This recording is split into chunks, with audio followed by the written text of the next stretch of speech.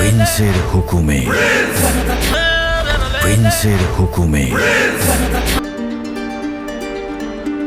ঢাকাই সিনেমার রাজা বলা হয় তাকে। দীর্ঘদিন ধরেই চলছে তার একক রাজত্ব। চিয়ার্স। তবে সেই রাজ্যে যেন শনির দশা লেগেছে। গেল রোজাইতে বিগ বাজেটে নির্মিত প্রিন্স সিনেমাটি মুক্তি পায়, তবে হলে ছবিটি দর্শক টানতে পারেনি। আশা করা হচ্ছিল কোরবানি ঈদে রকস্টার নিয়ে ঘুরে দাঁড়াবেন তিনি, সেটাও হয়নি। মিশ্র প্রতিক্রিয়া নিয়ে ঢিমে তালে চলছে সিনেমাটি। আশানুরূপ ব্যবসা হচ্ছে না। মিউজিক্যাল আমেজের সিনেমা হলেও ছবিটি একটি গান হিট হয়নি।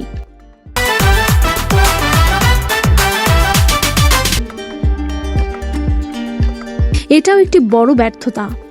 বিদেশের মাটিতে সিনেমাটি মুক্তির প্রস্তুতি চলছিল। দেশের গুমোট অবস্থা কাটিয়ে বিদেশি আয় দিয়ে যখন ঘুরে দাঁড়ানোর একটা চেষ্টা চলছিল, তখনই এলো আরেক দুঃসংবাদ। রকস্টার সিনেমা মুক্তির 1 সপ্তাহ না পেরোতেই পাইরেসির শিকার হয়েছে।